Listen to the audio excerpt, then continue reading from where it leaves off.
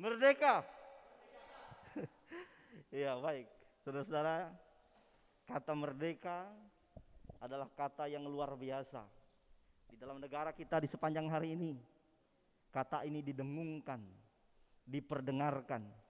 Dan saya percaya itu pasti memberi semangat yang luar biasa di dalam kehidupan kita sebagai anak-anak Tuhan yang merayakan kemerdekaan 76 tahun. Tuhan sudah memberkati Indonesia. Kita lahir di Indonesia, kita besar di Indonesia. Pertanyaan pentingnya adalah, sudahkah Indonesia lahir di dalam hati kita? Saya berdoa di usia yang ke-76 tahun ini, kita terus bergerak agar nama Tuhan dimuliakan di Indonesia. Kita terus berupaya untuk menjaga kemerdekaan itu dengan bertanggung jawab, sehingga banyak orang akan melihat bahwa Tuhan sedang memberkati Indonesia. Pada malam ini kita akan merenungkan firman Allah yang diambil dari kitab Galatia pasal 5 ayat 1 hingga ayat 12. Maaf, ayat 1 hingga ayat 15. Galatia pasal 5 ayat 1 hingga ayat 15. Dengarkanlah firman Tuhan.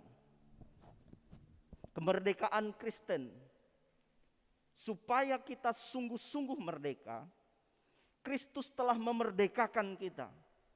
Karena itu berdirilah teguh dan jangan mau lagi dikenakan kuk perhambaan.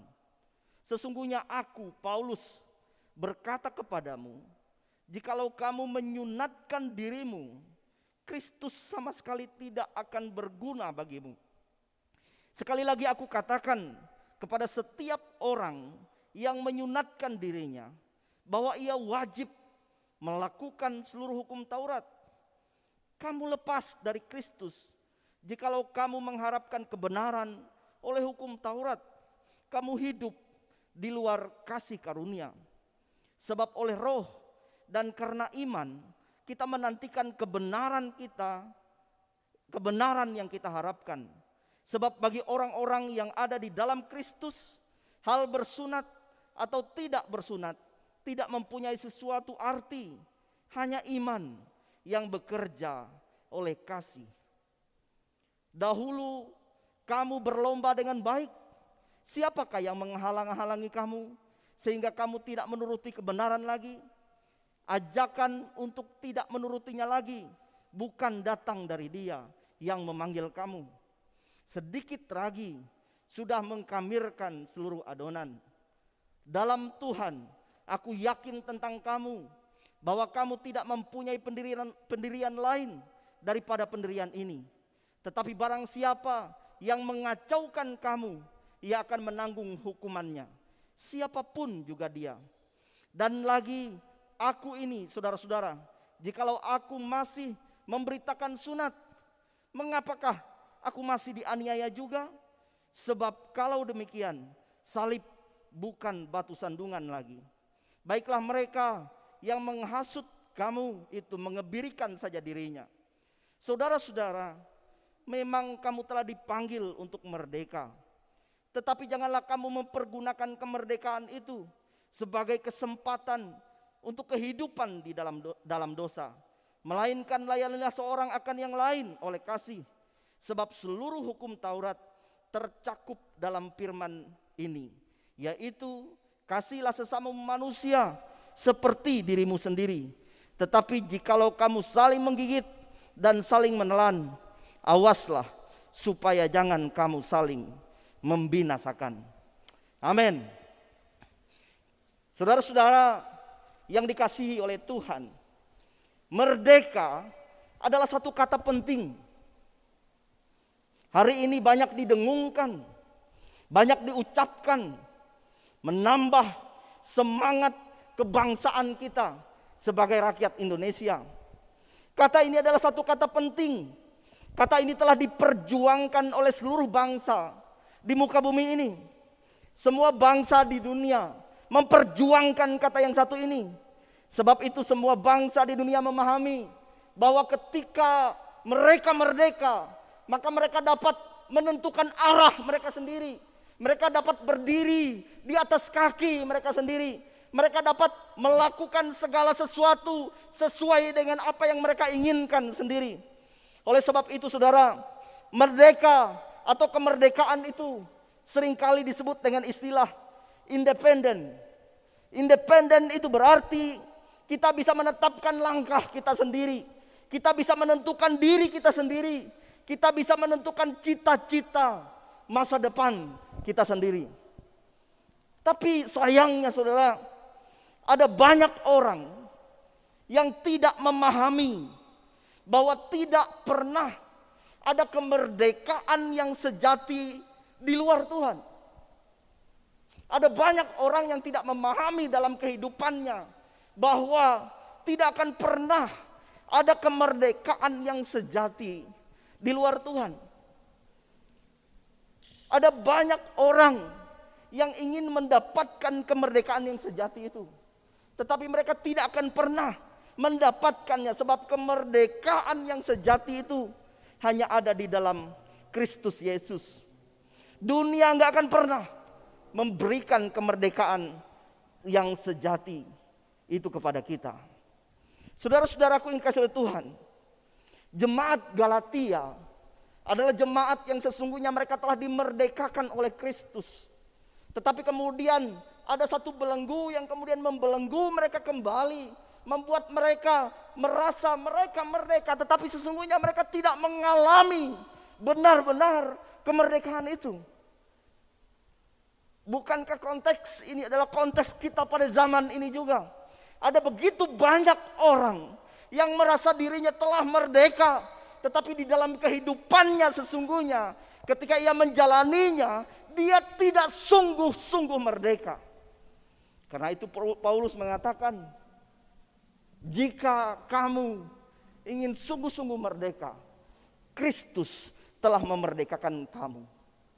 Malam ini, saudara-saudaraku sekalian yang dikasih oleh Tuhan, firman Tuhan ingin menawarkan, memberitahu kepada kita satu prinsip penting arti kemerdekaan Kristen itu.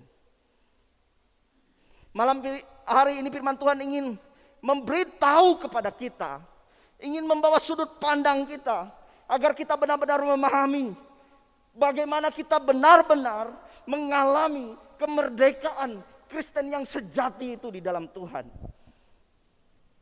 Sebuah prinsip penting firman Tuhan yang saya ingin sampaikan pada malam ini adalah sebuah prinsip yang perlu kita pahami sebagai anak-anak Tuhan, bahwa kemerdekaan itu sesungguhnya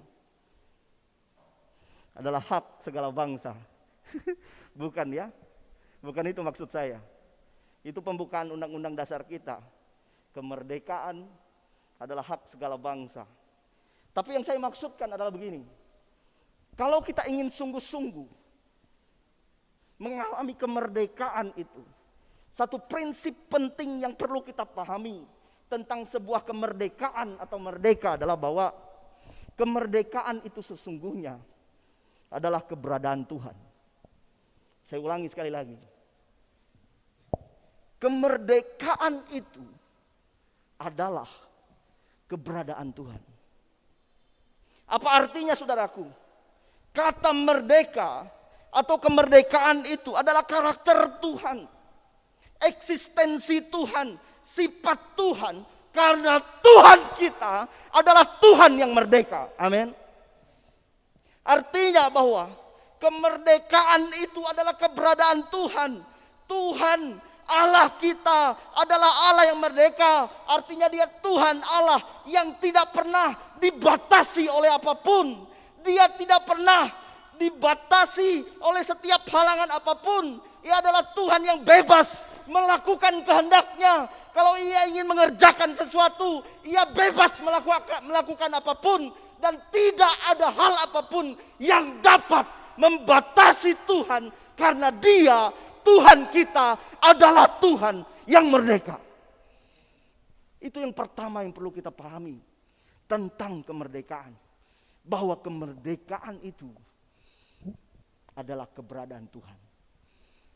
Keberadaan Allah kita. Allah dapat mengerjakan apapun. Dan saya maksudkan adalah semua yang Allah kerjakan, semua yang Allah lakukan, semua maksud tujuan yang Ia lakukan, itu lahir dari kehidupan, dari dirinya, dari kehendaknya yang suci, kehendaknya yang benar, kehendaknya yang tulus, yang tidak dapat dipengaruhi oleh apapun, oleh siapapun. Karena Dia, karena dirinya adalah merdeka. Oleh sebab itu bagi saya, saudara-saudara, rekan-rekan yang dikasih oleh Tuhan, Tuhan Allah kita itu adalah Tuhan Allah yang maha merdeka. Oleh sebab itu, ketika Tuhan menciptakan manusia, Tuhan menciptakan kita, firman Tuhan katakan, serupa dan segambar dengan Dia. Tahukah saudara, salah satu pengertian bahwa Ia menciptakan manusia serupa dan segambar dengan Dia, karena Dia adalah Allah yang merdeka. Yang artinya adalah bahwa Allah adalah Allah yang merdeka. Dan kemerdekaan itu adalah eksistensi Tuhan, karakter Tuhan, sifat Tuhan. Maka pada waktu Ia menciptakan manusia ciptaannya, Ia menaruh sesuatu yang terbaik dalam diri manusia.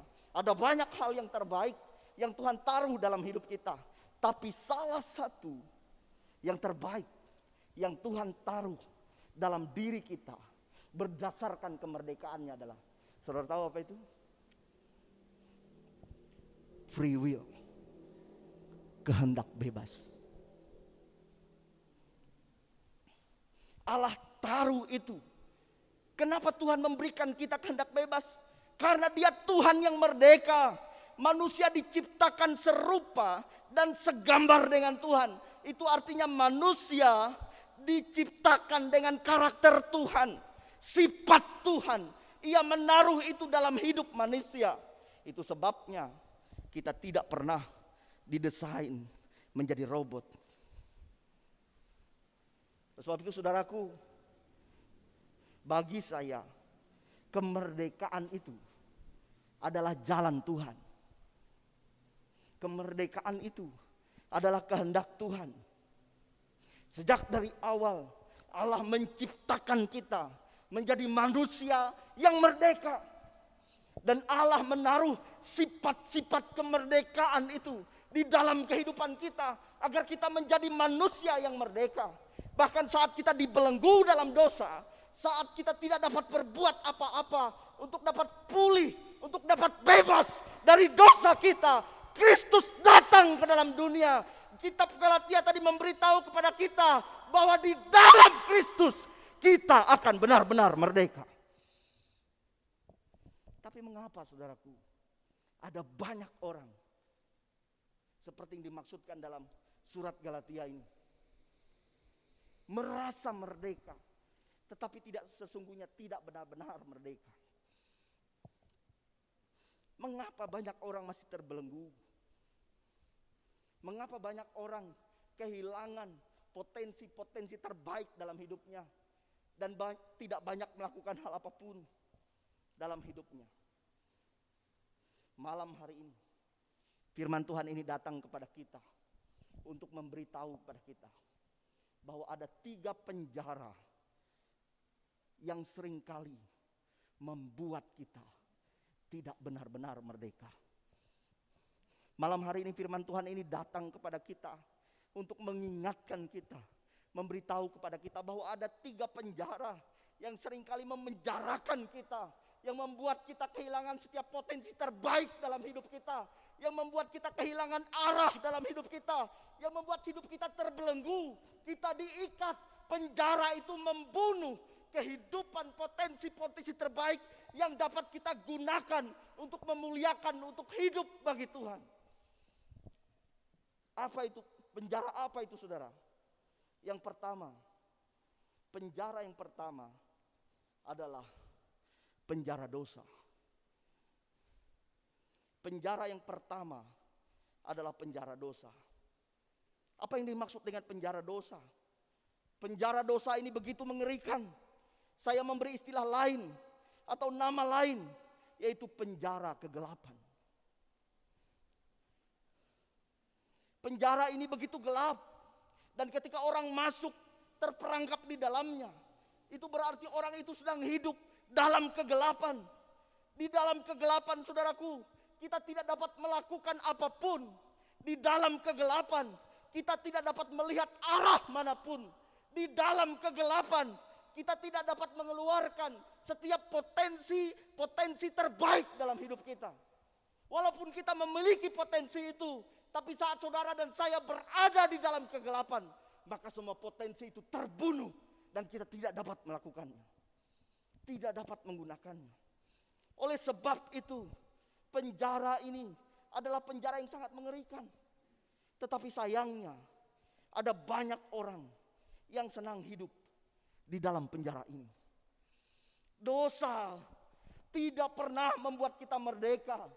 Dosa hanya akan membunuh, menghentikan setiap potensi yang ada dalam hidup saudara dan saya. Dosa hanya menghasilkan kejahatan. Dosa hanya menghasilkan pemberontakan. Dosa hanya menghasilkan sikap yang tidak bertanggung jawab di dalam kehidupan kita. Saya punya seorang teman, saudaraku, ketika saya bekerja sebelum menjadi seorang opsir.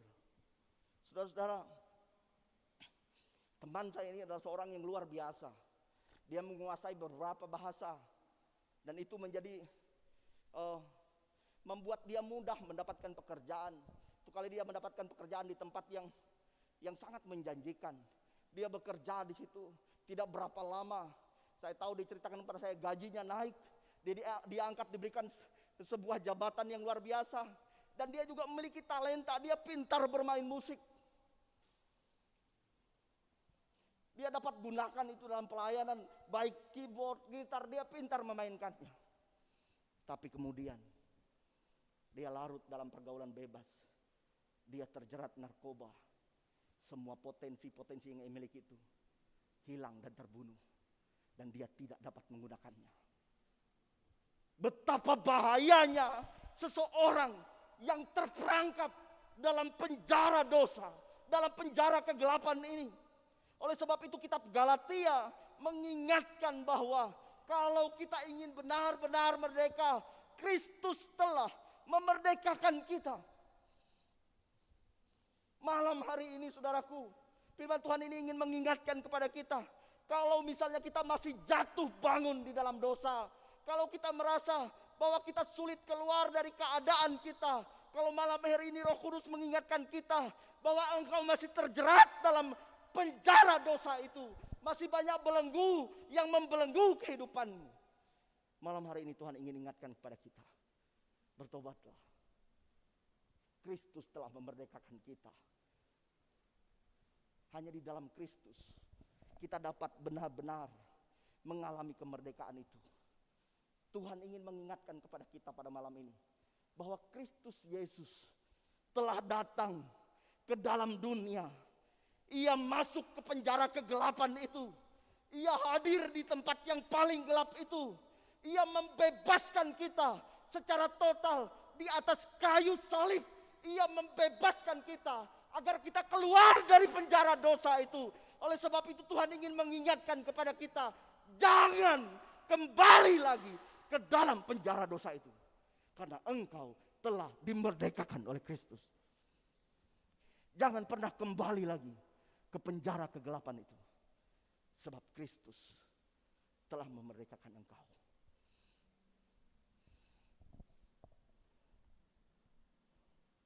Yang kedua, penjara apa yang seringkali membuat kita kehilangan setiap potensi terbaik, yang membuat kita terbelenggu dan tidak pernah benar-benar mengalami kemerdekaan Kristen dalam kehidupan kita. Penjara yang kedua saya sebut dengan penjara agama. Penjara agama. Waktu Yesus melayani di dalam dunia ini, saudara, ketika dia menemui orang-orang yang dikenal sebagai orang yang berdosa, entah itu pemungut cukai, pelacur, bahkan banyak lagi yang lain. Ketika mereka bertemu Yesus, gampang sekali mereka mengalami kemerdekaan. Tetapi tahukah saudara, ketika Yesus melayani di muka bumi ini, siapa penentang pertama dan penentang terkeras terhadap Yesus? Tokoh-tokoh agama, para pemimpin agama, orang-orang yang katanya beragama, bahkan yang menyalibkan Yesus di atas kayu salib. Itu adalah sebuah konspirasi, saudara. Konspirasi penguasa bersama para pemimpin-pemimpin agama. Makanya bagi saya, penjara yang kedua ini adalah penjara yang lebih susah. Apa itu agama? Agama adalah upaya manusia untuk membereskan dosa dan berharap agar memiliki hidup yang berkenan di hadapan Tuhan. Manusia berpikir dalam agama dia bisa beres dari dosa-dosa. Padahal kebenarannya adalah agama tidak pernah bisa membereskan dosa. Ketika manusia jatuh dalam dosa, manusia terpisah dari Tuhan, manusia kehilangan kemuliaan Tuhan, manusia mula berupaya menjangkau Tuhan. Oleh sebab itu, manusia membangun yang namanya agama. Dan kalau saudara membaca betul-betul kitab Galatia pasal 5 ini, sebenarnya firman Tuhan bicara tentang itu kan? Firman Tuhan berbicara tentang itu. Bahwa ada sebuah penjara yang lebih hebat dari penjara dosa. Dan nama penjara itu adalah penjara agama. Persoalan jemaat Galatia adalah mereka telah dimerdekakan oleh Yesus, tapi mereka kembali ke dalam penjara yang namanya penjara agama. Agama itu cuma berisi peraturan. Agama cuma berisi salah benar, tidak pernah memberi solusi tentang bagaimana melakukan yang benar itu. Agama hanya berisi tentang legalisme. Oleh sebab itu saudaraku, orang-orang yang terpenjara dalam penjara agama ini tidak pernah berupaya mau terlibat pelayanan. Tidak pernah berupaya benar-benar mau bertumbuh dalam Tuhan. Orang yang terpenjara dalam penjara agama ini, maka ketika dia pergi ke gereja, yang ia saksikan, ia akan mudah menghakimi. Kolektenya gak bagus lah, penampilannya gak bagus lah, musiknya kurang merdu lah, pengkhotbahnya seperti penjual obat lah. Banyak orang yang terpenjara dalam penjara agama ini, mereka menjadi orang-orang Farisi pada zaman ini. Ketika pergi ke gereja, mereka akan berdoa seperti yang Yesus sampaikan. Ada seorang Farisi, seorang pemungut cukai bersama-sama datang ke gereja. Lalu Farisi ini berdoa, Tuhan, saya bersyukur kepadamu sebab saya orang baik. Saya tidak seperti pemungut cukai itu. Saya rajin melakukan yang baik. Saya memberi perpuluhan. Saya lakukan ini dan itu untuk Tuhan. Tidak seperti pemungut cukai itu. Tapi pemungut cukai itu berdoa, Tuhan, ampunilah aku, orang yang berdosa ini. Dan firman Tuhan mengatakan, pemungut cukai itu pulang sebagai orang yang dibenarkan oleh Tuhan. Oleh sebab itu saudaraku yang dikasihi oleh Tuhan, ketika Yesus mati di atas kayu salib, Ia tidak hanya membebaskan kita dari penjara dosa, tetapi Ia juga telah membebaskan kita dari penjara agama itu. Kenapa saudara? Karena Yesus datang ke dalam dunia bukan untuk mendirikan agama, Percayalah saudara, kekristenan bukanlah agama. Kekristenan bukanlah agama. Bagi saya, kekristenan adalah sebuah cara hidup yang telah dimerdekakan oleh Tuhan, sehingga kita berjalan dalam sebuah kemampuan ilahi. Nama kemampuan itu adalah kasih karunia Tuhan. Kristus tidak pernah membangun agama. Saya 13 tahun melayani, saya baca Alkitab, saya tidak temukan Yesus berkata, aku datang untuk membangun agama. Tidak ada. Dan kalau kita baca baik-baik Galatia pasal 5 ini, ayat 1 sampai ayat 15 tadi, maka sebuah kabar buruk yang menjadi kesimpulannya bagi kita adalah tidak ada harapan di dalam agama. Kalau engkau hidup dalam penjara agama, engkau lepas dari Kristus. Oleh sebab itu saudaraku, firman Tuhan ingin mengingatkan kita pada malam ini bahwa kematian Kristus di atas kayu salib, Ia tidak hanya membebaskan kita dari penjara dosa itu, tetapi Ia juga membebaskan kita dari penjara agama itu. Tirai bait Allah itu terbelah menjadi dua. Itu bukan sebuah kejadian yang kebetulan begitu saja. Tapi bagi saya, itu menjadi sebuah tanda bahwa Yesus membebaskan kita dari penjara agama. Sebab pada awalnya saudaraku, orang-orang ketika pergi ke bait Allah, mereka menjadi orang yang pasif. Semua pekerjaan di bait Allah itu dilakukan oleh imam. Imam yang mengerjakannya. Tetapi kemudian Kristus datang. Dia membebaskan kita dari penjara agama itu. Sehingga saat ini kita bisa datang langsung untuk berjumpa dengan Tuhan dalam hadiratnya. Kita bisa terlibat dalam pelayanan. Sebab bagi saya saudaraku, kita semua ini adalah imam-imam. Firman Tuhan mengatakan bahwa kamulah bangsa yang kudus, imamat yang rajani, umat pilihan Tuhan.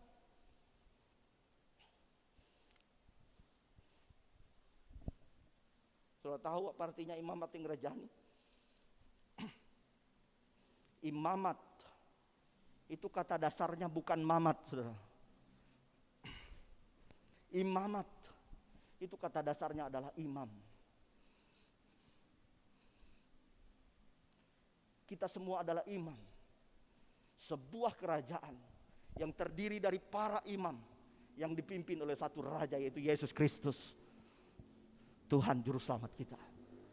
Oleh sebab itu di gereja ini, bagi setiap jemaat Tuhan yang ada di dalam gereja ini, ketika kita hadir, jangan hanya sekedar hadir datang pada hari Minggu untuk memanaskan kursi gereja misalnya, kalau kita sudah ibadah offline nanti. Tetapi berakarlah dalam Yesus, bertumbuhlah di dalam Yesus, tenggelamlah di dalam kebenaran Kristus, terlibatlah, melayanilah, sebab kita semua adalah imam yang dipakai Tuhan untuk melayani Tuhan. Bebaskan diri kita dari penjara agama. Dan kabar baiknya adalah Yesus telah datang membebaskan kita dari penjara yang namanya penjara agama itu. Yang ketiga, saudara, penjara yang ketiga. Untuk penjara yang ketiga ini mari kita baca ayatnya. Dalam kitab Galatia pasal 5 ayat yang ke-13.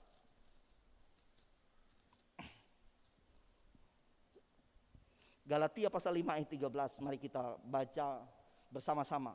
Kalau saudara sudah mendapatkannya, kita akan baca bersama-sama. Ayat 13. Saudara-saudara, memang kamu telah dipanggil untuk merdeka. Tetapi janganlah kamu mempergunakan kemerdekaan itu sebagai kesempatan untuk kehidupan dalam dosa. Melainkan, layanilah seorang akan yang lain oleh kasih. Layanilah seorang akan yang lain oleh kasih. Layanilah seorang akan yang lain oleh kasih. Saudara-saudara yang saya kasih oleh Tuhan, penjara yang ketiga ini adalah penjara keegoisan manusia. Penjara yang ketiga ini adalah penjara keakuan manusia. Saya namakan penjara ini penjara aku. Saya telah memulai perenungan ini dengan mengatakan bahwa kemerdekaan itu adalah keberadaan Tuhan. Kemerdekaan itu adalah eksistensi Tuhan. Kemerdekaan itu adalah sifat Tuhan. Alkitab berkata bahwa manusia diciptakan menurut gambar dan rupa kita. Dan kalau kita baca baik-baik ayat ini saudaraku, Kejadian 1 ayat 26 ini, baiklah kita menjadikan manusia menurut gambar dan rupa kita. Baiklah kita menjadikan manusia menurut gambar dan rupa kita. Jadi saya ingin sampaikan kepada kita bahwa gaya hidup Tuhan itu adalah kita. Gaya hidup Tuhan itu bukan aku, tapi gaya hidup Tuhan itu adalah kita. Di sorga, saudaraku yang dikasih oleh Tuhan, tidak ada gaya hidup aku. Yang ada di sorga itu gaya hidup kita. Oleh sebab itu Paulus mengingatkan, jangan berfokus pada aku, layanilah seorang akan yang lain. Bukan berfokus pada aku, tetapi berfokus pada kita. Seorang malaikat Tuhan pernah terpenjara dalam penjara aku ini. Dalam Yesaya 14 ayat 13 sampai 15 memberitahu kepada kita bahwa Lucifer terpenjara dalam penjara aku ini. Oleh sebab itu saudaraku, dia berkata, aku ingin menyamai yang maha tinggi. Aku ingin melakukan segala apa yang kuingini. Ada 5 kali dia berkata, aku di sana. Apa yang terjadi saudaraku? Dia memberontak, dia dihukum, dijatuhkan ke bumi dan menjadi setan. Oleh sebab itu bagi saya, orang yang hidupnya dalam keegoisan, orang yang hidupnya self-sentris, orang yang hidup dengan aku, maka orang itu pasti persis seperti setan. Karena dia mengikuti jalan setan, mengikuti jalan Lucifer. Saudaraku yang kasih Tuhan, penjara aku ini adalah penjara yang sangat berbahaya. Di mana gereja, di mana pelayanan, ada pelayan Tuhan yang berfokus pada aku, maka di situ pasti ada kekacauan. Di situ pasti akan ada kehancuran. Di mana ada keluarga, di mana ada rumah tangga yang berfokus pada keegoisan, mulai aku terus, maka rumah tangga itu akan segera hancur. Rumah tangga itu akan segera goyah. Sadarkah saudara bahwa dunia ini sedang mengarahkan kita untuk semakin berfokus pada penjara aku. Contoh sederhana saja saudaraku, HP. Kita semua menggunakan HP. Dulu kalau kita mau foto, harus orang lain yang foto. Sekarang kalau kita mau foto, kita bisa foto sendiri, yang disebut dengan selfie. Oleh sebab itu nama selfie menjadi sangat terkenal. Bukan cuma selfie Wijaya, ada selfie yang lain. Kehidupan yang berfokus pada diri sendiri, kehidupan narsis. Aku sudah tahu arti kata dari narsis itu berasal dari mitologi Yunani. Seorang yang bernama Narsisus, seorang yang sangat ganteng, sangat tampan. Banyak wanita yang menyukainya, tapi dia tidak tertarik dengan mereka. Satu kali dia pergi ke sebuah kolam yang sangat jernih. Kemudian dia melihat bayangnya sendiri di dalam kolam itu. Dia begitu tergoda. Siapa gerangan orang itu? Saya sangat mencintainya, menyukainya. Lalu Narsisus tidak mau pulang, dia terus berada di situ siang malam. Dia mendapati bahwa ketika dia mulai pergi, memalingkan mukanya, tidak ada orang itu pun pergi. Tapi ketika dia mendekat ke kolam itu, maka kembali ada orang itu muncul. Lalu dia terus berada di kolam itu sampai akhirnya dia mulai kurus kering dan sampai dia meninggal. Kesalahan besar Narsisus adalah dia pikir orang di kolam itu adalah orang lain. Hal itu adalah dirinya sendiri. Kehidupan yang berfokus pada diri sendiri. Oleh sebab itu saudaraku, Tuhan ingin mengingatkan kita pada malam ini bahwa Kristus telah membebaskan kita.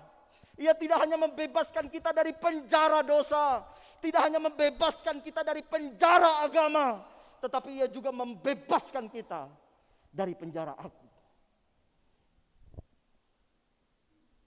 Yohanes 3 ayat 16. Ini ayat yang sangat kita hafal biasanya sampai anak-anak sekolah minggu. Yohanes 3 ayat 16.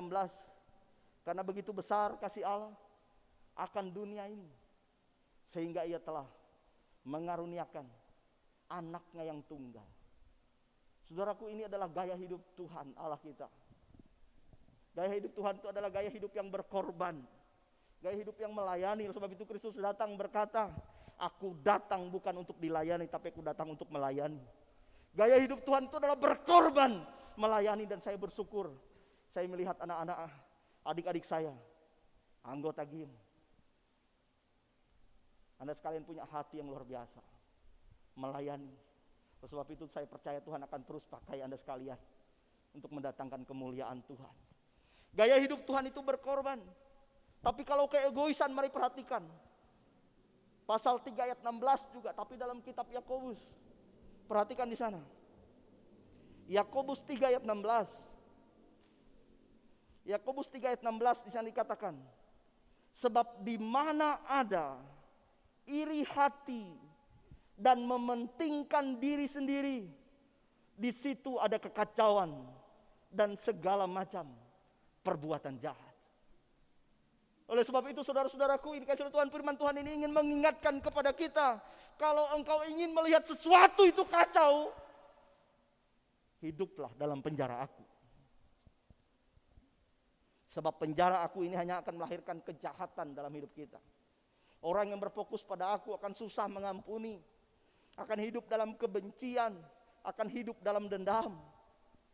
Aku, dan sampai akhirnya menjadi gila. Gila hormat, gila jabatan, gila ingin diangkat, dan sebagainya. Kristus telah memenjarakan kita dari penjara aku ini. Pertanyaan pentingnya adalah, maukah engkau bebas dari penjara ini? Saya minta pemain musik naik ke atas untuk bantu saya. 2 Korintus 5 ayat 15. 2 Korintus 5 ayat 15. Ini adalah ayat terakhir untuk menutup perenungan pada malam ini. 2 Korintus 5 ayat 15. Dan Kristus telah mati untuk semua orang, supaya mereka yang hidup tidak lagi hidup untuk dirinya sendiri, tetapi untuk Dia yang telah mati dan dibangkitkan untuk mereka. Kristus telah mati untuk semua orang, untuk kita semua. Kita telah dimerdekakan oleh Tuhan, supaya kita hidup tidak lagi hidup untuk diri kita sendiri, tetapi hidup untuk Tuhan.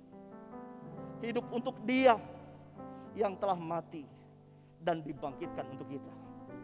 Saudaraku, pertanyaan pentingnya adalah, jika malam ini kita berbicara tentang kemerdekaan Kristen, sudahkah engkau sungguh-sungguh merdeka? Coba lihat dirimu, lihat hidupmu. Mari bersama-sama kita bercermin dalam firman Tuhan pada malam ini. Apakah kita sudah benar-benar merdeka? Atau Tuhan sedang menunjukkan bahwa Tuhan, saya sedang dipenjara. Apakah itu penjara dosa yang membelenggu, mengikat saya, membunuh setiap potensi saya? Atau saya sedang terjerat dalam penjara agama. Saya mudah menganggap orang lain lebih tidak baik. Saya tidak mau terlibat dalam segala hal dalam kehidupan rohani saya.